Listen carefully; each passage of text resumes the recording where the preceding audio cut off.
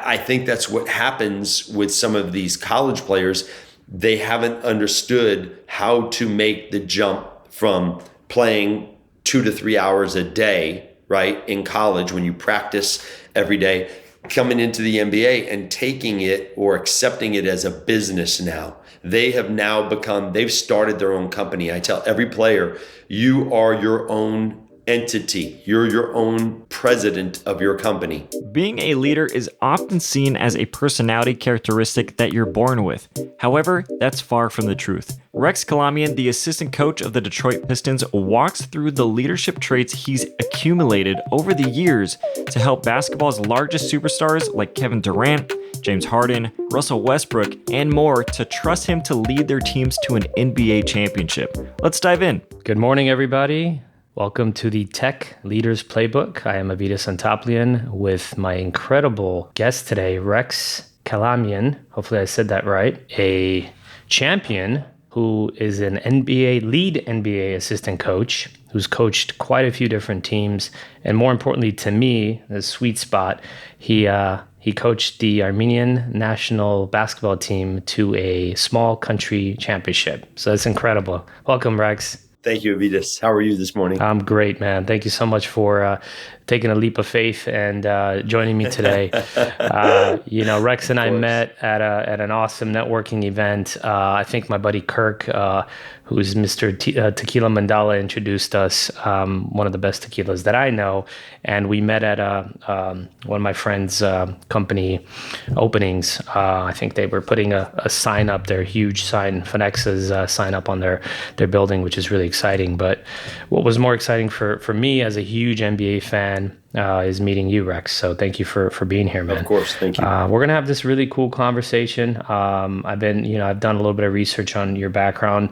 Before we even get started with questions, tell me your story. Tell me about your life. What got you to this point in your journey? Well, growing up in Los Angeles, actually in East Los Angeles is where I grew up. I spent a lot of time on the outdoor basketball courts, just kind of as a young person, every day after school. It was a sport. The sport kind of found me because it was something I could do alone. I didn't need a large group of people.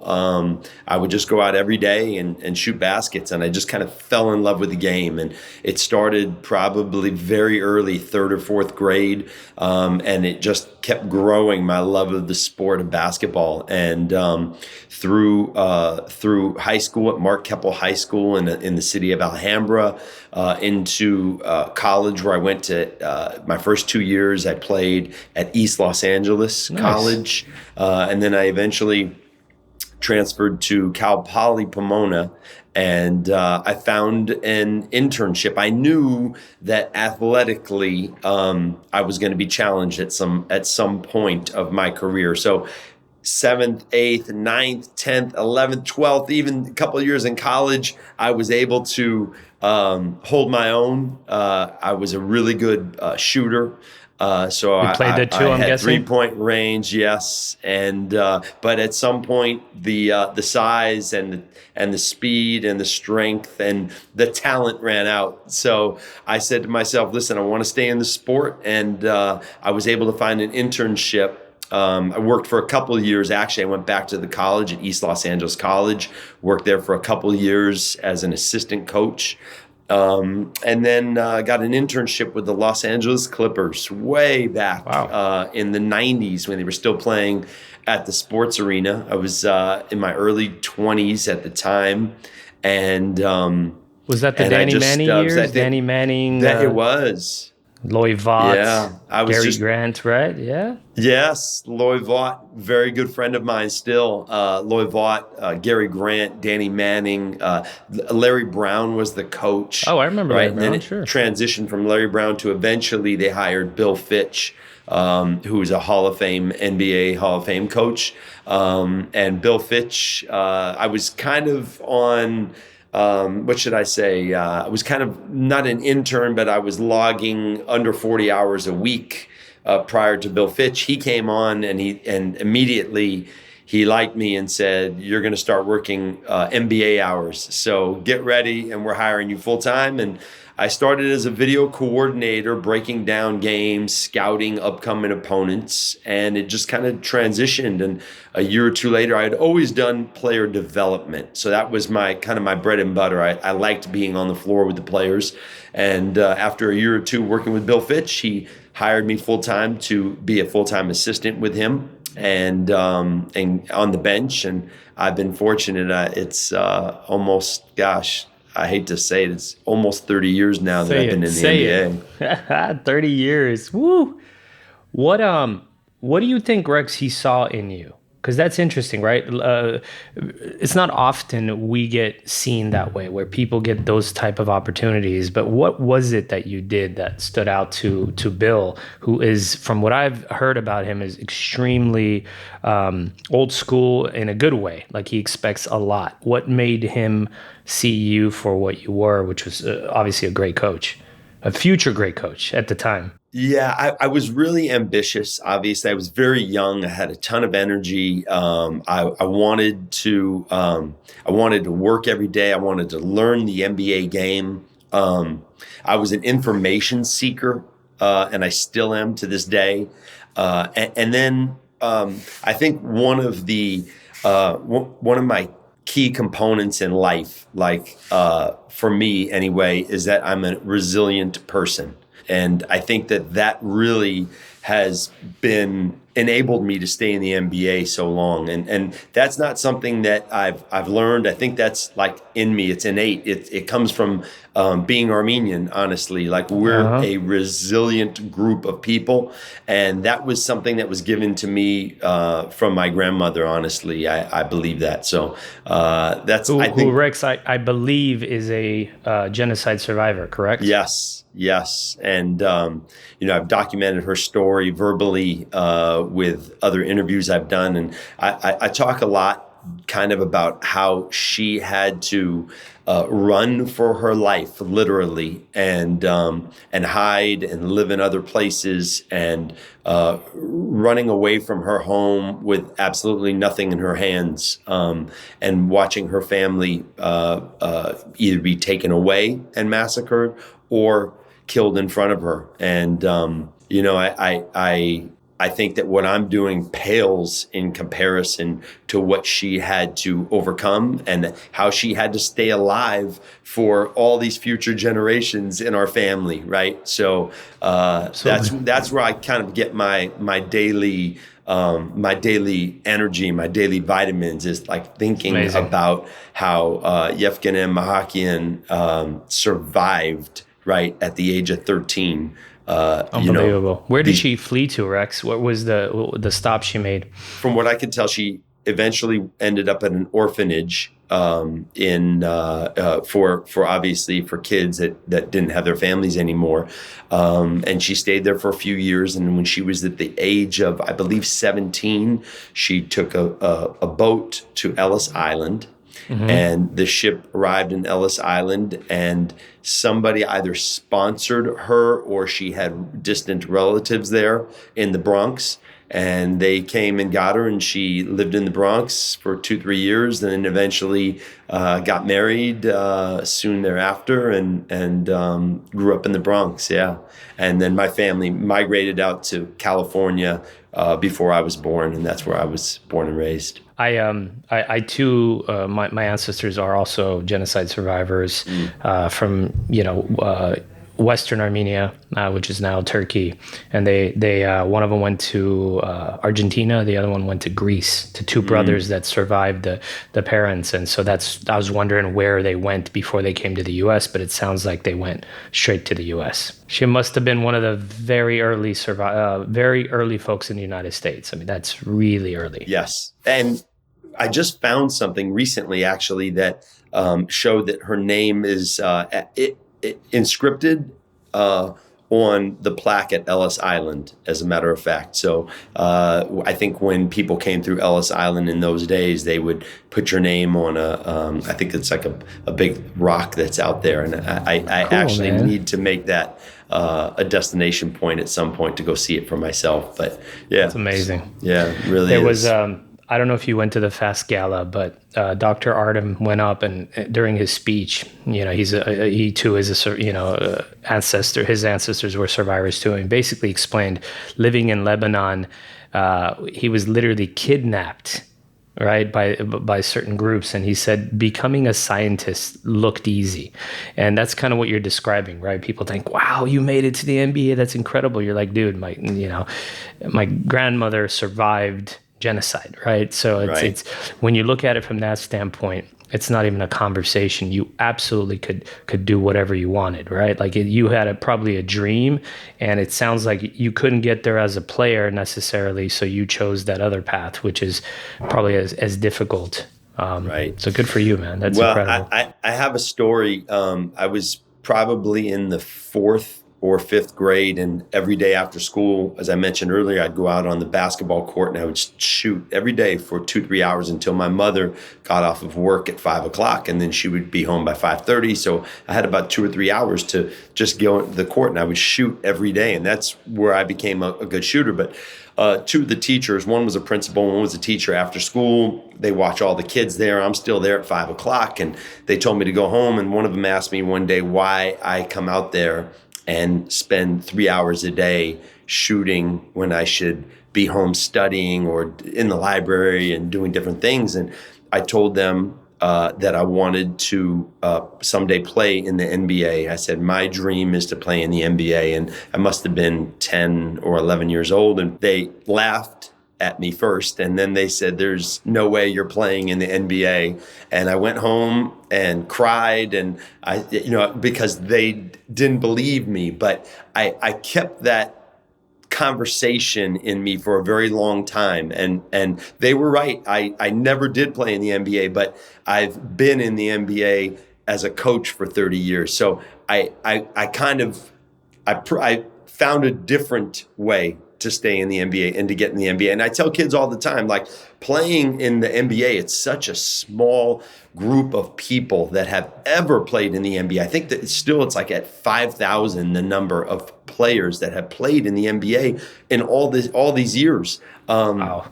It's a small fraternity, and it's a great goal to have. And if you're a basketball player and you aspire to play in the NBA, go get it. But if you don't, have a backup plan. And if it's staying in sports, there are plenty of different professions in the world of sports that you could jump into. So I try to pass that message. That's incredible, man. It sounds like you shot for the moon and ended up on the stars. Yeah. Right? If you can call it that. I mean, this could be the moon, right? I mean, being a coach in the NBA is got to be incredible. But I think a lot of people, their dreams are squashed so quickly. Mm-hmm. Or they fear their dreams are going to be squashed by others. So what they do is they lower the bar. I've heard people say, I'd love to play in the college basketball. I'm thinking, why wouldn't you say the NBA? I had a similar story. I wanted to play in the NBA, and people were like, what the hell are you talking about? You're 5'9", and I was like, so? Muggsy Bogues was 5'3", Steve, what was his Webber? What was his Steve Webb?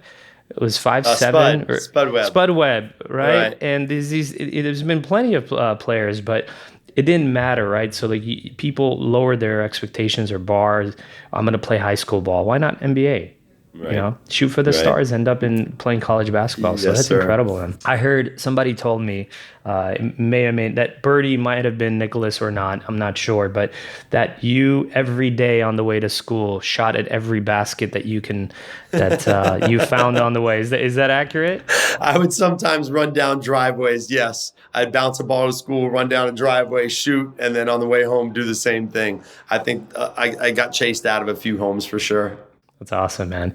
How do you, one of the things, this is obviously a business podcast. It's a tech leadership podcast. So someone's probably thinking, what are you doing bringing Rex here, right? The reason I brought you here is because, business is very comparable to me as sports. In fact, I use sports a lot when in analogies with my team to motivate them, to make them think, mindset and all that. For me, I think it's very relevant for what you've done to build teams, specifically winning teams. for example, the what you did with the Armenian national team was incredible. One, why did you take that on? How did you take a country that does not have a basketball culture yet, thanks to you, it might very quickly, and turn them into champions?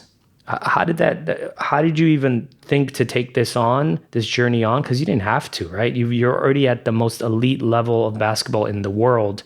And how did you get that team believing they can win the championship? Well, yeah, taking on this, this responsibility of being the head coach of the Armenian national team was something that it wasn't just a one-day decision. They had been asking me for a number of years if I would do it. And I felt like, and when I say they, I'm talking about the Basketball Federation in Yerevan. And I felt like the federation needed to build first, and then I would come in and I would help enhance what they're building, and then it would become something that's sustainable. So building, enhancing, and sustaining are the three keys for me.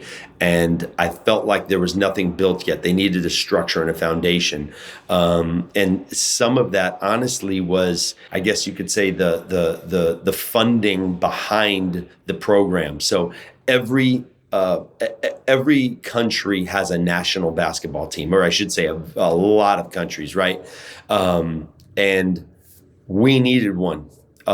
We needed it for our players. We needed it for the country. We needed it for just the vibe of our country, because I think that Armenia has really accepted the national team. It's something that in Armenia, obviously, they have lots of individual success in wrestling and boxing and tennis and chess, different things, but we needed a team sport. So I accepted the responsibility last year. They told me that there's a training camp that we would like to have in Yerevan, and then a tournament, FIBA, European Small Countries Championship in Malta in July. If I could have the training camp, take the players to Malta, play in the games, and let's start this thing up. So I accepted it. Got a ton of support from not only in the States, just all around the world. People reaching out to me and saying that they're supportive of what we're trying to do, and they're supportive of Armenia basketball, and really cool, right? And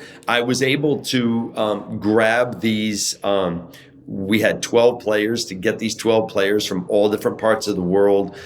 Some came from France, some from Armenia, some from the States, some from Russia. But the one common denominator that they all had was that they all are all Armenian. They all have citizenship and passports. So in order to play on the national team, just like we have probably 8 or 9 players on the team that are from the States, they all have citizenship and passports, and you need that in order to play FIBA basketball. So they're all, I saw tremendous diversity, by the way. Yes. That was really cool to see. It wasn't your typical every Armenian looks the same. I mean, it was really cool to see. Yes. So it's good. So we got all these players together, and in a small amount of time, 2.5 weeks in Armenia in training camp. I wasn't sure how this was going to work, right? And the roster was very small at the time. What I'm doing now in the past year is I'm trying to build the roster with more players, finding more players. That's really the difficult part for me, is finding the eligible players.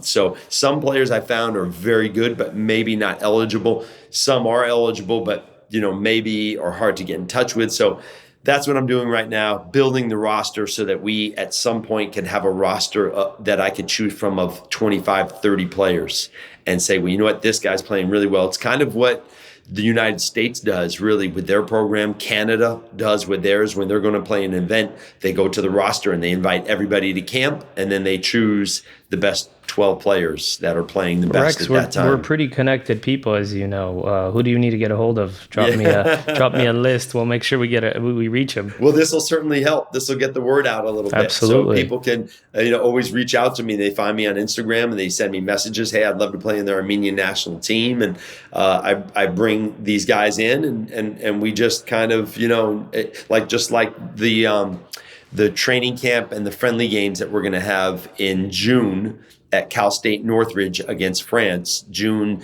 16 and 17, I'm compiling a roster to bring people into what's going to amount to be coming into Glendale, training for a week, and I'm preparing a roster for that right now. So it's going to be it's growing every day. That's amazing. And Higher Clout will be supporting that event. We'll do a nice luncheon for the players and whatever else support you need. So that's really Terrific. great, man. Thank you.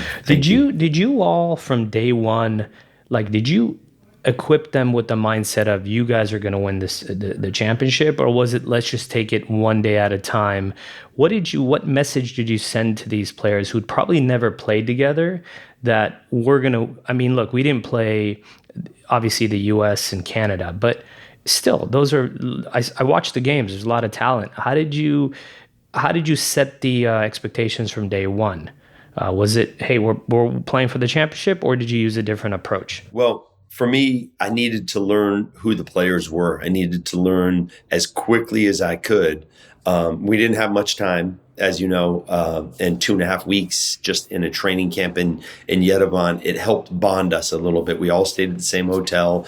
We had a ton of team dinners. But I asked them on day one that each player, some of them or most of them play professionally at other places around the world, right? Not just in Yerevan, but some were playing in Spain, some were playing in France. And I asked each one of them to sacrifice for the betterment of the team, sacrifice shots, sacrifice touches, sacrifice scoring, playing time. There was going to have to be a sacrifice made. And I made the sacrifice, not for me, because they all have an immense amount of individual pride and they all want individual success.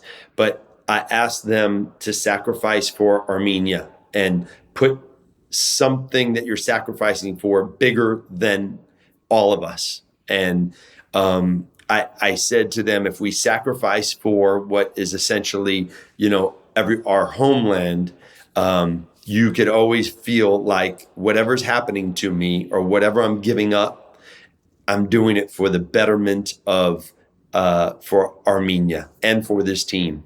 And it was really, really cool at how there were no egos involved, a little bit different sometimes in coaching in the NBA. But there were no egos involved. There was no disciplinary things at all. Everybody was on time. Everybody was respectful.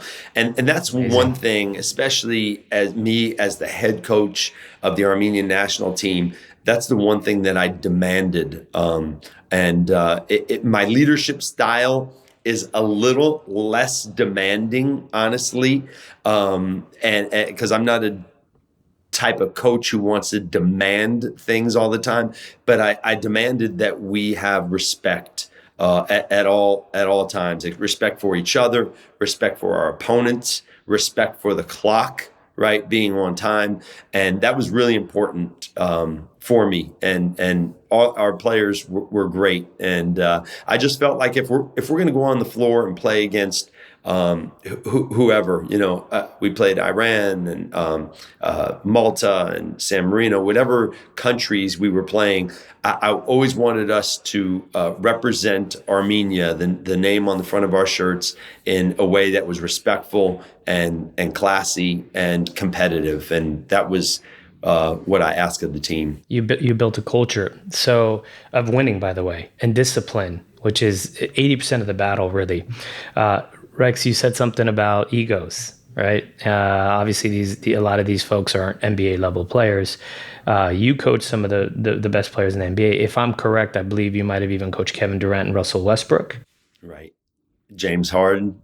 James Harden. Ooh, Yeah. these guys are mega stars, right? All on the how same team at the same all time. on the same team, right? Which they should have won a championship, they didn't. But how do you, I guess, when it comes to working with superstar athletes, how much does ego affect how you coach them? Your ego as well as theirs. I know you weren't the head coach, but as an assistant coach or lead coach, you still have a big impact on how they do it. How does that work? Right. Well, I try to keep ego out of it as much as I can. My ego for sure. And then what I try to do is diffuse the ego of the player as much as I can. How do you do that? That's the key. How do you diffuse their egos? The first thing I do is I spend time with the player prior to the season beginning, because if the first time I'm going to either meet the player or ask the player to do something is on the practice court, then I've already lost in that relationship building process. For me anyway, I need to invest time in the player prior to getting on the floor. I need, as soon as I get the job in whatever city I'm in, I need to go visit our players. I need to see where our players live. I need to sit down and break bread. We need dinners. We need talking. We need laughing.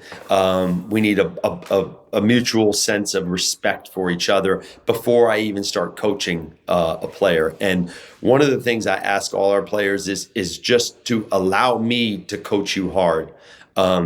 Respectfully, I'll always respect you. I'll never embarrass you. I'll never disrespect you in front of a group.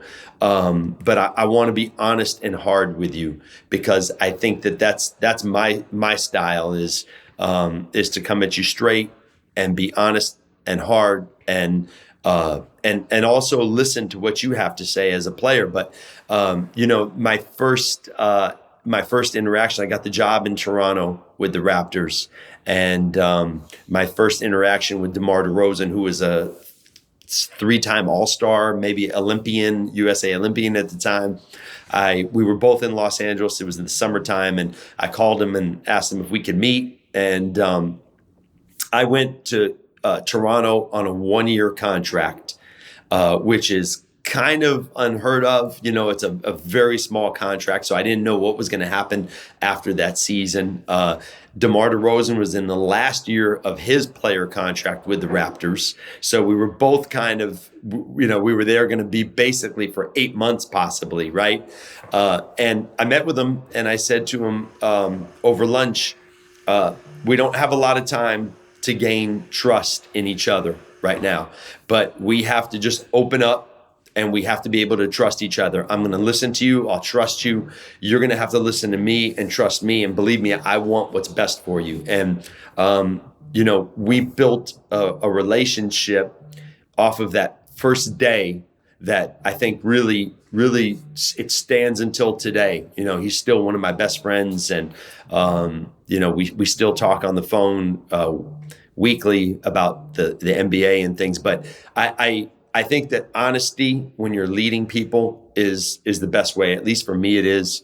And Kevin Durant, unbelievable player, maybe the best player in the world. There were times where I got on him so hard. I wasn't even coaching him at the time. We were in the NBA All-Star game in Los Angeles, and we were the coaches for the All-Star game, and he was an All-Star, and he was on the team, and it was the last few minutes of the game, and he was guarding James Harden, who was on the other team. We were team LeBron, I believe, right? For those no of you who know the All-Star, right? Yeah, no more East-West. We were team LeBron. It was LeBron and Anthony Davis and Durant and Westbrook. We had a great team, and it was the last couple of minutes of the game, and the game got really competitive, and Kevin Durant was guarding James Harden, and he let him go left twice to the rim for a layup, and we called a timeout, and I felt like I was still coaching Oklahoma City, and I had Kevin Durant in front of me, and I started getting on him in an All-Star game about letting James Harden get to his left hand, and I'm yelling at Kevin, what are you thinking? You got to cut off his left hand, send him back right. You got plenty of help. AD's sitting in the middle of the paint, and he's like, my fault, Rex, my fault. Like, I'll clean it up. And one of the players after the timeout said to me, you can't talk to Kevin like that. And I said, you know what? We can. I said, I have such a relationship with him that he knows my delivery is all about respect and love and admiration and getting it right.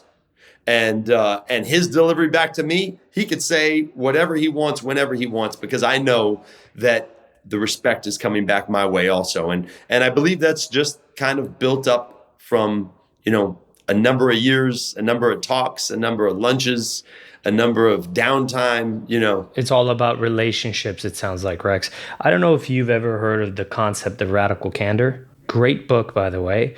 The concept is, if you care deeply about someone, you can challenge them directly, right? But you have to care about them, because anything less than that is something else, right? It becomes something else. And if you do care about them deeply, but don't challenge them, it's called ruinous empathy. And the whole concept is, because I know you, we have a good relationship, I'm never going to be hard on you. I'm always going to be your biggest cheerleader. The problem with that is you're going to allow me to miss the mark. You're going to allow me to settle for mediocrity. And I, as a winner, will not allow a coach to do that. I've never allowed any of my players to give me mediocrity. Right. When I say players, I mean, I've been in leadership for 20 plus years. I was leading people at 19 years old up until this point. And so I think, though, it is you said it beautifully. You basically built a relationship so they allowed you to be tough on them. And right. I think that's brilliant. Have you read the book Relentless yet? No. All right. Another good book for you. It's so good. It's from the trainer, Michael Jordan's trainer. I think it's Tim Grover. Yeah. So great book. Really good book. But I guess my question for you is, can the killer instinct mindset be coached into existence, or is it just something we either have or don't? Like, for example, your resilience is built into you. No one taught you resilience. Right. Maybe your grandmother did, but that was, God knows, 30, 40 years ago, right? So at this point in your life, you are who you are. Again, do they have killer instinct, or can it be taught? That's such a great question, because that's something that we'll debate in an NBA season many times throughout the year with specific players. And I believe, this is just my opinion, that like killer instinct is innate in a person. I think it's something you're born with. Like Kobe Bryant had a killer instinct on the basketball court, maybe one of the best. Another guy I coached, Kevin Garnett, right? And this is something that they had an early age, and it developed over time, right? It does develop to a certain point. Patrick Beverley, right? Who is maybe not as talented as those other two guys I just mentioned, Kobe and KG, but he has a killer instinct on the floor, a relentlessness, so to speak, an intensity. And some players do not have that. And as much as you want to coach it into them, it's hard. It's hard to coach that killer instinct into people.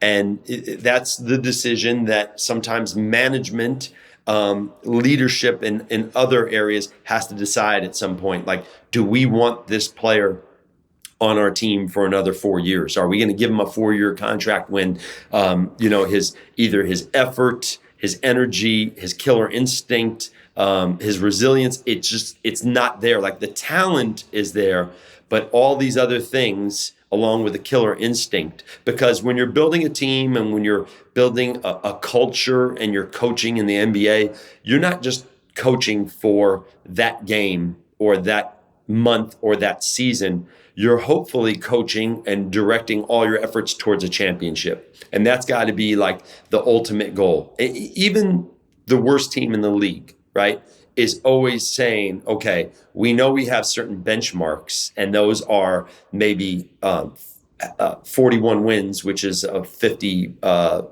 winning percentage, right?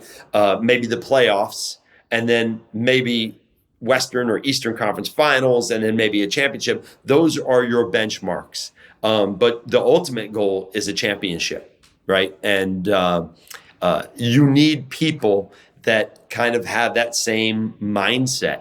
And Killer Instinct and all those other things we just talked about that I just mentioned go into that. And at some point, difficult decisions have to be made on certain players. And same in business, Rex. So same in business. I used to try to change people because I saw something in them that they didn't see. I saw talent, Right. and what I learned over the years is to stop doing that.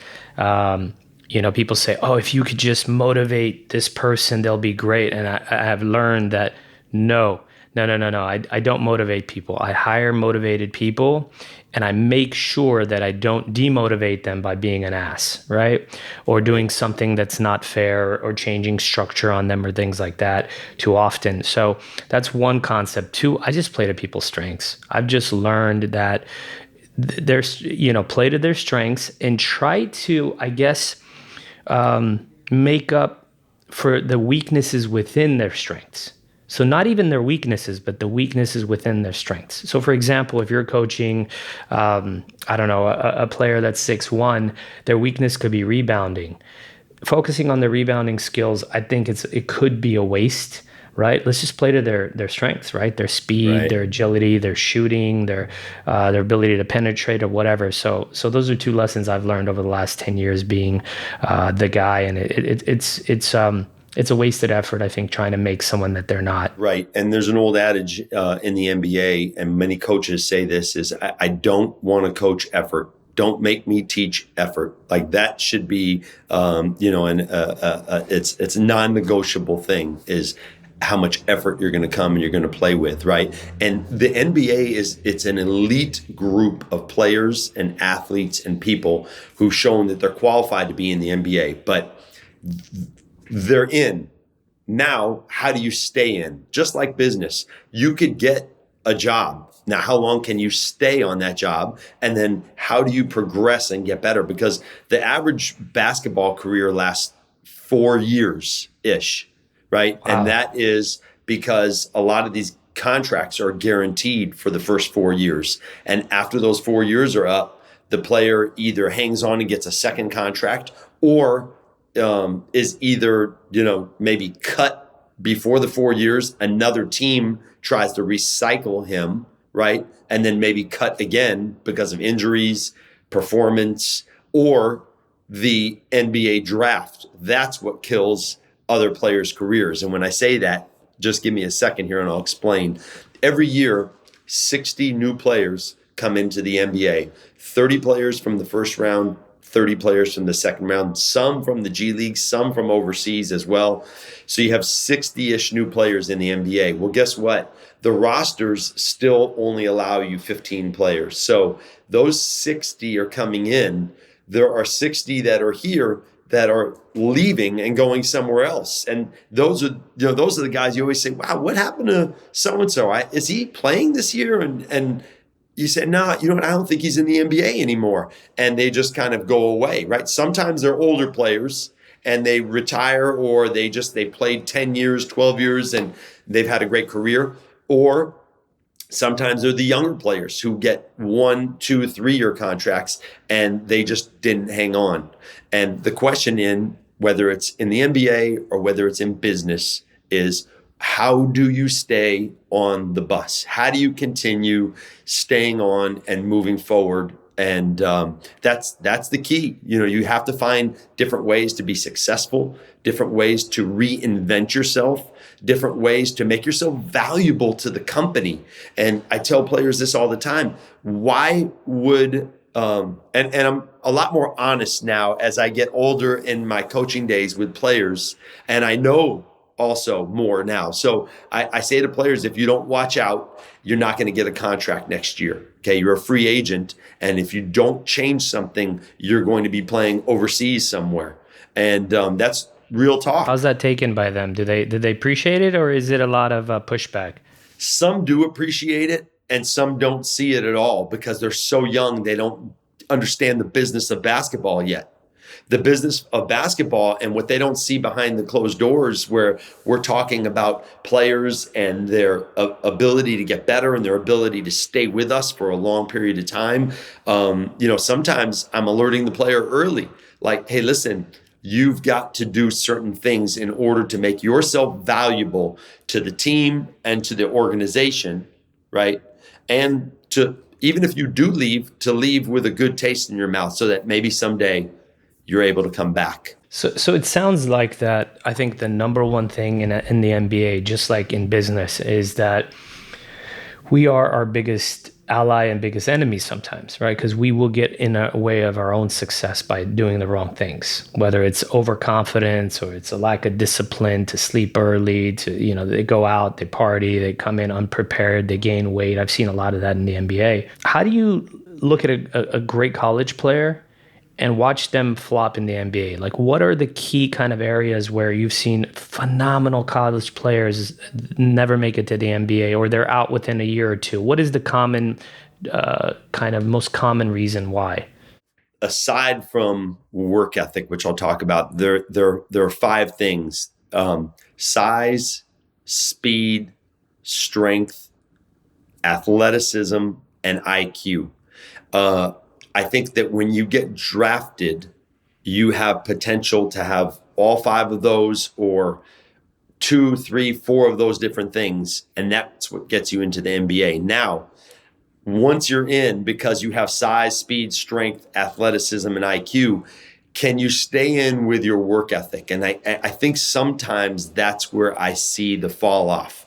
A person has, like you said earlier, great talent, or they have certain things that they're very good at that you as a coach or a manager wants to bring out in that person, but they just don't have a work ethic. And I think that's what happens with some of these college players. They haven't understood how to make the jump from playing 2 to 3 hours a day, right, in college when you practice every day, coming into the NBA and taking it or accepting it as a business now. They have now they've started their own company. I tell every player, you are your own entity. You're your own president of your company. So if I'm coaching here in Detroit, Jaden Ivey, right? Phenomenal person, phenomenal player. He's a future all-star. And I've told him many times, and he's just such an excellent kid and a learner. This is his company, and he needs to, within his own company, he needs to take care of his business, which is, there's a multitude of things, right? Not just on the floor, but things off the floor, and he's done an exceptional job, and he's going to be a future all-star for many years because he's picked up on so many things so quickly, and just an intelligent person. And Jaden Ivey comes from his mother, I should say, is the head coach at Notre Dame, the women's coach at Notre Dame. So he comes from a family of athletes and coaches. But getting back to what I was talking about, like college, and he just came out of college, sometimes you're not used to the work ethic and the preparation it takes. So all these players, especially when you're that talented, right? When you're that talented, you're almost you expect your like intelligence in business. You expect your talent to take you everywhere, and it could only take you so far. It sounds like, even in the NBA, correct? Yes, no question. And are you preparing yourself? You have the talent. Are you preparing yourself? Do you have a routine that you go through? And that's the one thing that I talk all the time about with our players, is having a routine, right? And that really saves you. It saves you on some bad days because you already know what you're going to do. And then the consistency of your routine. What can you do on a daily basis that will help strengthen your routine? Being consistent in the NBA is the key. There's a lot of good players on Wednesday night, but guess what? On Friday night, their next game, they're not very good. And then on Sunday, they're great again. And on Tuesday, they're they don't even play. So, the inconsistency, it's not a job for being inconsistent. Let me ask you one last important question. In a culture where now in business, and I'm sure it's also bleeding into sports, is a culture of work-life balance, mental health, and all these things, which in itself are great. They're extremely important, right? But I think anything you overdo creates a misalignment with success. So I guess the question for you is, what are some of the sacrifices if I want to be great, whether I'm in sports, I'm in business, I'm in whatever, and I tell you I want to be great, what sacrifices should I be prepared to make? I think the first one is your time, right? Your time of doing other things that maybe you enjoy and you have fun with. To be an NBA player, if you want to be great, the first thing you have to do is sacrifice your time. And then you say, okay, what was I doing with my other time? I was either spending it with family, which sometimes has to sacrifice. I was spending it alone in my apartment playing Fortnite, which guys love to do. They love to watch movies. You have to, at some point, turn the movies off, put the video games down, and start watching the NBA. When it starts at 7 o'clock at night, you got to watch the league. You got to know the league. You have to sacrifice what you're doing. You have to change your habits. That's another thing that has to be done. And you have to build habits that are going to be sustainable throughout, hopefully your life, but certainly through your career. And that's, I think, the biggest thing is that guys don't have the right habits. People in general, including myself, don't have the right habits on a daily basis, and that's what we strive for. But the sacrifices of being in the NBA, of being successful in any type of business, being an NBA coach for 30 years, they are all over the place, the sacrifices. Some you see and some you don't even know personally until you just asked me if I had read 2 or 3 different books. I haven't had a chance to pick a book up in 9 months. Anything I'm doing with my free time, it's opening a computer and watching either our game that we just played or the next opponent. Absolutely. And that alone is a sacrifice. That alone is a sacrifice. I would recommend a Libby app or Amazon, so you can, on your drives or in your flights, you can potentially pick up if you love reading books. I read 1 a week. So, really? Yeah. Rex, one last question. I like to keep my guests on their toes. Last time someone knew me, so I asked them, what's one thing that I do that drives you crazy? What's one player that drove you crazy in the last 23 years? In a good way or a bad way? It's up to you. And this is, I'm going to keep it positive, but I'm going to say Russell Westbrook. Okay. I coached Russell Westbrook for 6-7 years in Oklahoma City as a young player, and then saw him just get so much better daily to where he became a Hall of Fame player eventually, right? But his, I think because I couldn't understand his strength and force and athleticism, and I saw different things when he had the ball in his hands. He felt like there was no one else on the floor with him all the time. And he felt like the rim was attainable every time he touched the ball. And I would say he drove me crazy because I would say sometimes, like, hang on, Russell, slow down. Yeah. And he had no slow down in him. He only saw speed up instead of slow down and get to the rim. And luckily he didn't listen to me, because he's transformed himself and built himself into being an incredible player. But I would say there were challenges at times. John Morant reminds me of a young Russell Westbrook, right? Where he would just go and dunk on people and there was nothing else in front of him. There's some limitations with that too. As your athleticism declines, it sounds like that. Like obviously Russell Westbrook can't do what he used to do. So one of the things Michael Jordan did is he developed that fadeaway, right? That the Hakeem Olajuwon moves. Hopefully Russell Westbrook now can develop some of those things so he can stay in the league. But let me say one thing about him. His work ethic and his consistency is off the charts. It's like the best ever. right? How he's never been late. He has never been late for a bus, a team meeting, a physical therapy session, a training session, whatever. He's always 30 minutes early. It's unbelievable. He's a professional, it sounds like. He's a professional. He is the ultimate professional. And that is why he's still in the league after all this time. And like you said, maybe his athleticism may be dropping, as it does on all of us at some point in time. But his consistency and professionalism is second to none. Thank you, Rex. Did I miss anything that we should cover? I think we got everything, at least from my end. Hopefully you had a good time, Rex. I did. Absolutely. Thank you. Thank you so much. It's always good to be questioned and talk about these things, and, work-life balance and professionalism and, it's everything, management style. Everything. It's all great. Yeah. You are an incredible coach, and I'm really rooting for you to get a head coaching job if that's something you want. I think based on your mindset, you'd be an incredible asset for any team. Thank you so much for being here. Thanks for the sacrifices you made to coach the Armenian national team to a championship. Hope to see you on the Lakers, and I will see you in June at CSUN.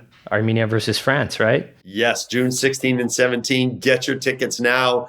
ArmeniaBasketball.com. ArmeniaBasketball.com. It's the website that shows all of Armenia basketball on it. It's great. Rex, I appreciate you, man. Thank you for everything, and I can't wait to see you again. Thank you, Avetis. Appreciate it. Thanks for tuning in to the Tech Leader Playbook. If you got value from this episode, share it with a friend that would appreciate hearing Rex's insights. Subscribe to be notified, and we'll see you next Wednesday.